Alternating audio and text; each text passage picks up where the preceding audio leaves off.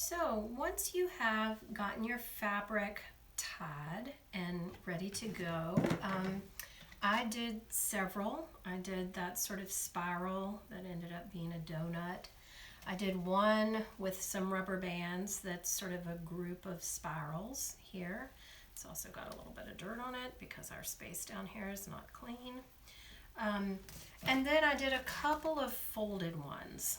Okay, this one that's sort of folded larger, and then this one that is sort of folded smaller. I hope that you all are able to see this. The space is as difficult to film in as it is to teach in. So those are the ones I'm going to be demonstrating on.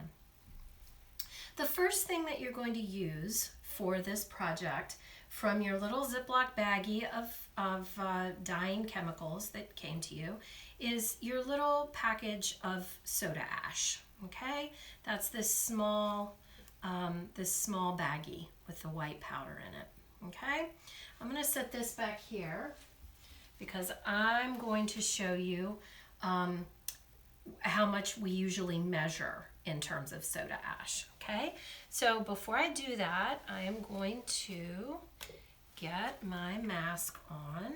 I'm using my handy dandy Julie Bounds Vote mask, okay, as my particle mask. I hope that doesn't muffle my voice too much for you, but you don't want to be breathing in any of these particles, okay? The second thing I'm going to do is I'm going to slip on my pair of gloves, okay? The dyes that we use in theater are a kind of dye that is called fiber reactive. And it is I'm going to show you this, even though we're not going to work with the dye in this particular video. This is a fiber reactive dye.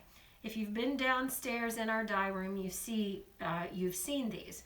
We have fiber reactives and we also have acid dyes down here. Fiber reactives are for use on any sort of natural or man-made fabric, not on synthetics, and not on, and we tend to use what's known as an acid dye for animal-based fibers like wool or silk, okay? Because they work a little differently. But fiber reactive works very well on cotton. It works well on linen. Basically any plant-based, naturally occurring fibers.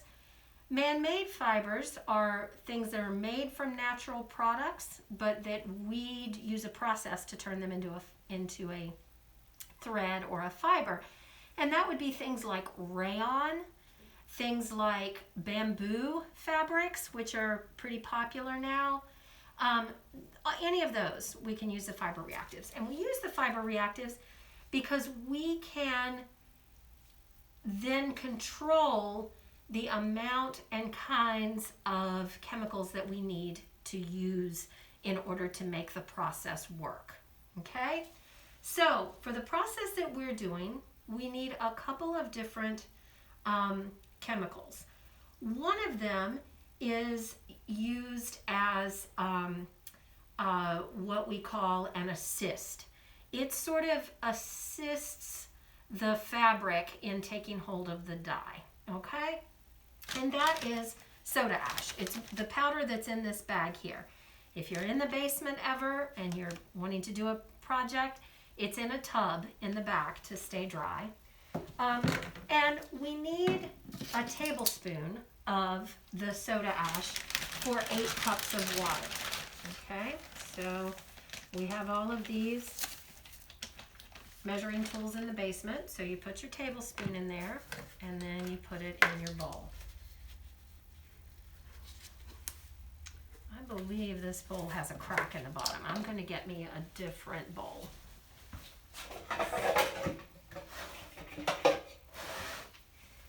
Let's use this bowl.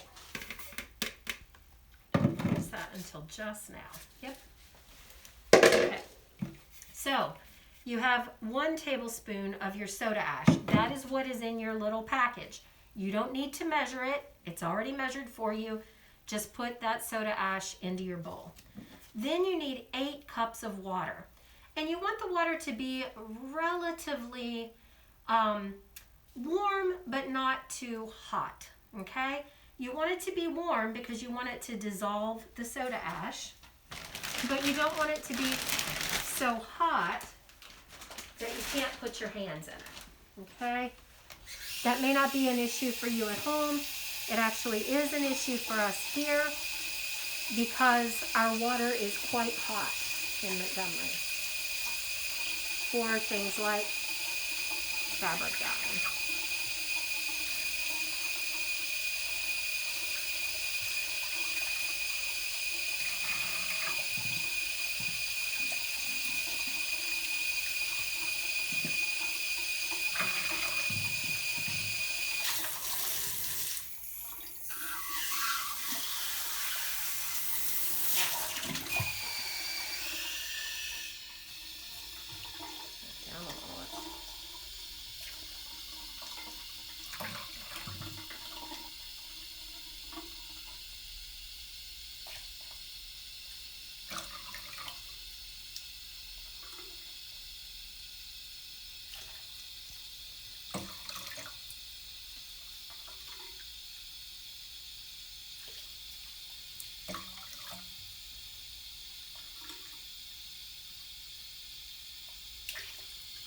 Okay, so there is your 8 cups of water. Okay. Set these to the side so they're not covering up my workspace. Then what you want to do is you want to stir this up. Okay. Down in the basement, we have a number of wire whisks that we use for this. You can use a spoon for stirring this. You can also use a wire whisk. Soda ash is mildly caustic. That is why you want to use gloves and you want to use a particle mask. It's not highly toxic. It is used as a cleaning product, soda ash. So you just, you don't want to be ingesting it. You don't want to be breathing it. You don't want it to be on your skin. But if it gets on your spoon, you can always wash it off. Okay.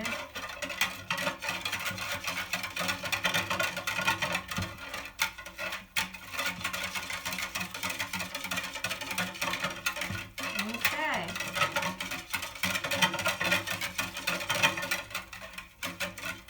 That is pretty well incorporated. Stick my fingers in and make sure. Yep, I'm not feeling a lot of grounds or granules in there. Okay. So now what you want to do is you want to dip all of your items that you're going to dye into your soda ash water. Okay. You will have enough dye that will come with this that you could dye other items if you have other items that you're wanting to dye or work with. If you have a t-shirt maybe that you'd like to change the color on. Okay, I'm holding this under. I don't know if you can hear the bubbling. It's pushing the air out of the fabric, so you want to make sure that it stays under there. Okay, and you're going to leave this in the soda ash water for maybe 10-15 minutes. Okay, and then you're going to do your dyeing process. Okay, so we're going to stop this video right here, and I'm going to set these to the side, and then we'll talk about how to mix up your dyes.